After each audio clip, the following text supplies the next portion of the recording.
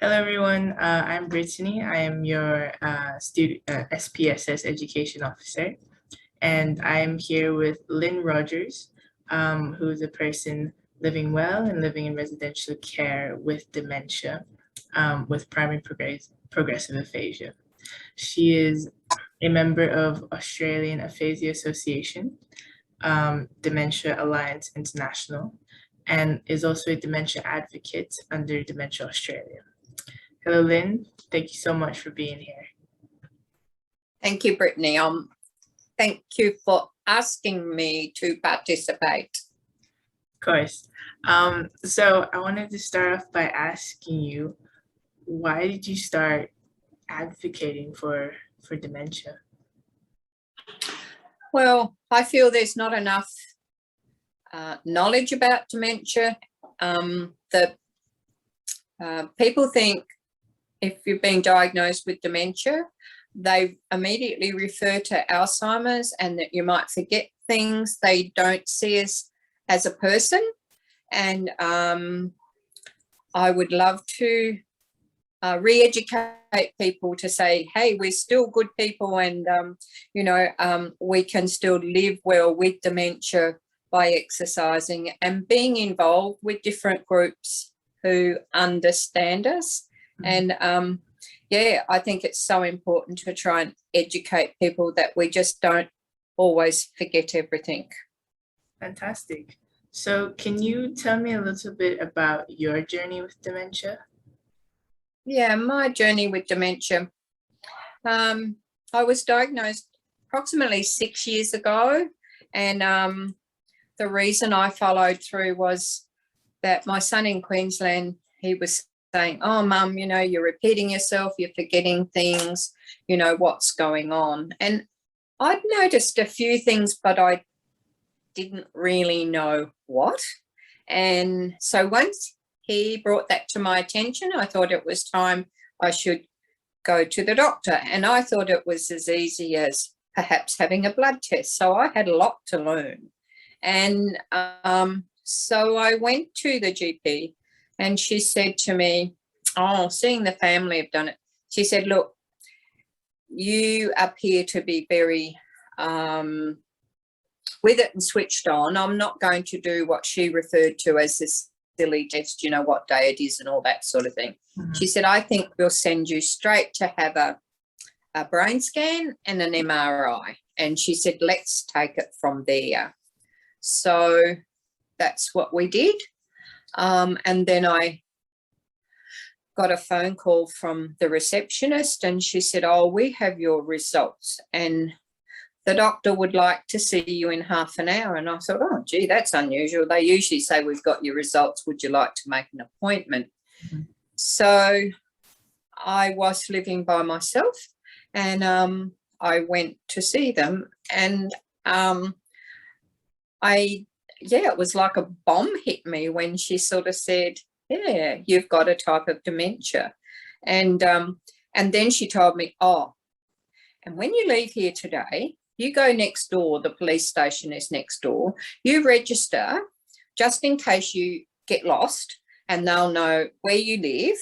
And then you get all your end of life stuff in order. That's really important, and do it ASAP. And I was totally shocked. And she said, and then we'll send you to the memory clinic. And I thought, oh my gosh. So wow. There needs to be lots of education out there for GPs and all sorts of people. So that was a bit scary. Yeah. Yeah. Wow. So, and then where I was living, there was a new memory clinic opened at the Caboolture Hospital.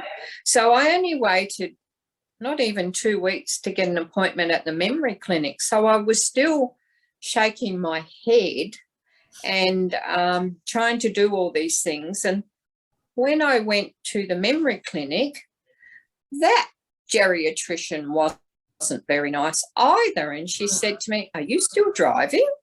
And I said, well, yes. And she said, well, I'll give you 2 months. You've got to go and have this test. And if you don't do it, she said, I'll let the Department of Transport know and we will take your licence off you.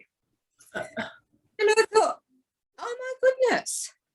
So I really, and living by yourself, and I didn't know who to talk to or anything like that.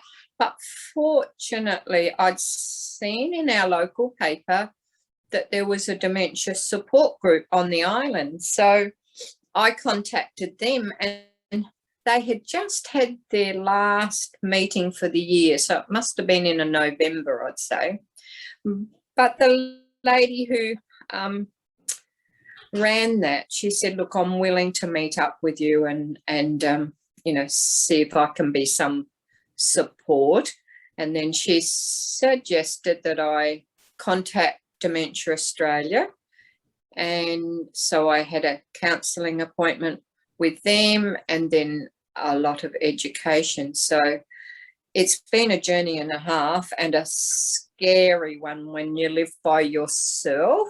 Yeah. They put a lot of scare tactics to me, you know. So yeah, and then I went from the memory clinic to a neuropsychologist, and I just found it all sort of just overwhelming. And but then it wasn't until I think a couple of years ago I found that, you know, my speaking was getting a bit hard. So they suggested I see a speech therapist. So he diagnosed the PPA. So, and I think initially it's probably been harder for me to come to terms with the PPA than it was with the dementia diagnosis, because I did a lot of research and worked with Dementia Australia and, you know, tried to find out as much as I could about the dementia. But the PPA is sort of really hit me in the gut, so to speak, excuse the expression, but it really has, because I find it really frustrating as to some days I can, or some half hours I can speak very fluently, other times I can't, and it's just such an effort. My poor old brain just gets overwhelmed and I end up with headaches and all sorts of things. So that's why I joined AAA, to find out more and have more support, because where I'm living, people won't stop and listen. Gotcha. And then you say you have a problem and they say, but you're talking so well. Right. But they don't know how hard it is to talk. And I talk much, much slower now, because trying to say the right word and then sometimes the wrong word comes out, and yeah, it's a bit hard. That's quite a journey. I see the recurring theme of just being overwhelmed by information, and as well not like health professionals not delivering it in a very understandable way, and considering the emotional parts of it, like it might be difficult to swallow. It was. And then also my son, who pushed me to go to the doctor when I, you know, said, oh, I've got a type of dementia, and I was looking after my little granddaughter 2-3 days a week. Her mum was working in the front of the house and I was, you know, in the back of the house looking after Mia. And then after 2 weeks of getting a label, he said, oh, Mum, he said, we can't trust you looking after Mia anymore. So I thought, I've gone from being this normal person to suddenly, wow, look out. So I literally had the door shut in my face and I was devastated. And so I said, well, okay, if I can't look after her, as you say, you don't trust me anymore. How about I just come and have playtime with her? Because I thought I just could not come to terms with not seeing little Mia. She was only, I don't know, probably 9-10 months old, and we had a lovely connection. So that was another blow. And then my daughter was, I only just found out she was pregnant, and her first baby, and they've been trying for a long time. And I thought, well, I can't tell her about this yet either. I'm going to have to wait a while. Mm-hmm. So I had to wait a couple of months there. So that was very hard also. Mm-hmm. So without Dementia Australia and the support group, I don't know how I would have got through. And then it was the neuropsych sort of 12 months after that. She said, because you live by yourself and, you're not getting good support, maybe you need to sort of think about going into residential care, because with the FTD, the frontal temporal lobe dementia, it can progress very, very quickly. Mm-hmm. And with all the dementias, nobody knows how it will progress. So that was another, wow, what do I do? And then when I was able to tell my daughter, she flew up. There was a education session that Dementia Australia was putting on. Mm-hmm. So she flew up and came to that with me. And then we said, well, okay, I came down to Victoria to have a look around and spend some time with her once she had the baby. And then we went and had a look at some residential care places. Mm. So that's why I ended up moving down here. But it's a big move. Big move. How are you finding there now in the residential care? Yes, it's good, but it's a huge adjustment. I still have regular counselling through Dementia Australia, which I'm really, really grateful for. Mm-hmm. And I'm involved with a little community group. We're establishing a dementia-friendly community group. And so I'm still advocating. And when they said go into residential care, I said, I'm not going to be locked up. They said, no, you can still participate in the community, and that's what I do. So, yes, I've got my bed and everything here, but I do go out in the community a lot. So, and I enjoy being able to share about dementia and helping to make people aware that it's not just a memory loss. That's amazing. You're still finding ways to participate in communities and your society. My philosophy is where there's a will, there's a way, and determination. Absolutely. What are the common misconceptions with dementia? Oh, people say to you, you don't look as if you've got dementia. So what are we supposed to look like? And you're too good to have dementia, and they just you can't possibly have dementia. So yes, and the medical profession really need to be educated, and particularly since the PPA has come in, that people need to understand to give us time to talk, also slow down in their talking, because we can't, I can't take in what they're saying. So much. It takes me a lot longer now to process things, and I can't be rushed, and then I get very frustrated, and that then makes it harder for me to talk. So there's still a lot of education needs around it. And we had a little group with the speech therapist. Another lady was there, and she has aphasia. She's had a stroke. And as we were saying, okay, if you're out in the community and you're having trouble talking, people don't understand. And someone said, just say you've got PPA. I said, people don't know what that is. But then the lady said to me, sitting next to me, she said, I can say I've had a stroke. People understand if you've had a stroke that it can affect your speech. And okay, so the stroke victims improve and the PPA victims go down the tube with their speech. So it's a bit difficult.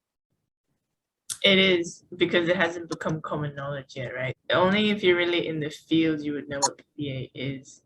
And that's right. And also what frustrates me, like we're trying to educate the staff here, and what annoys me enormously when people will come up and say to me, but you're talking so well.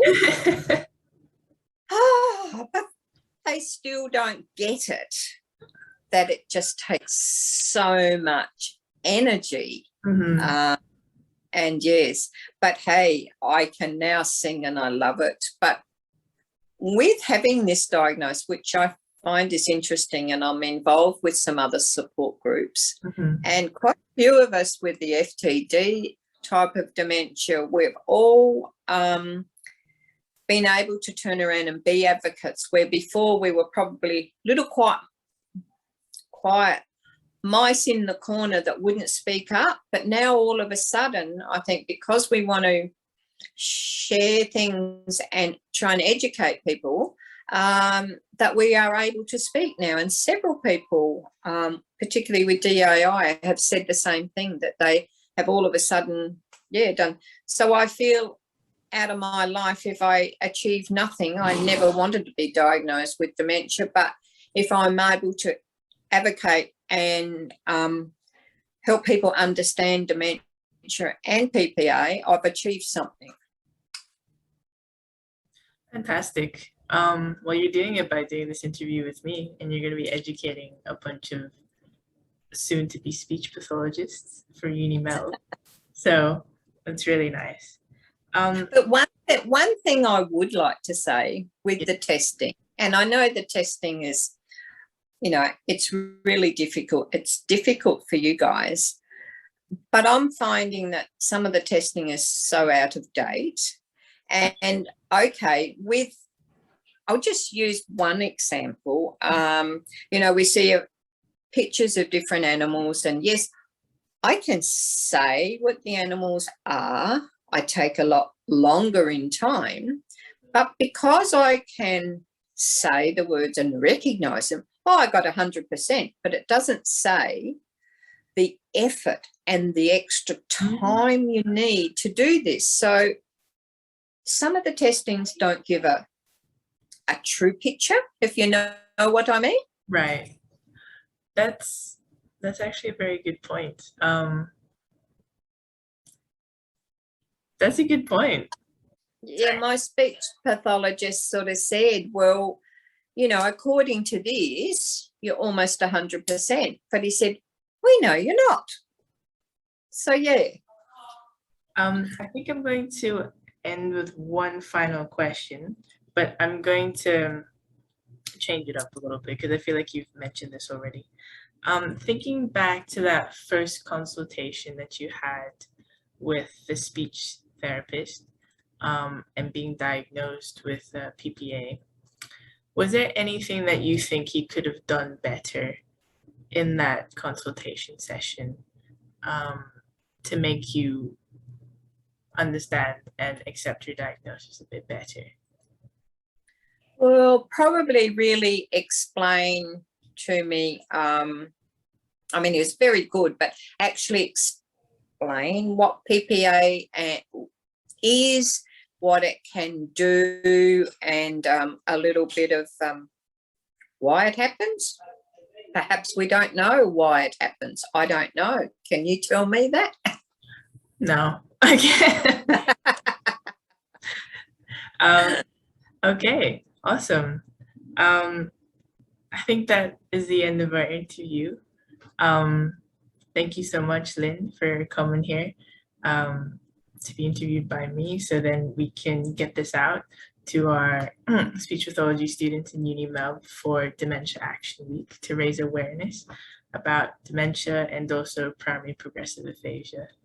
Lyn, thank you so much.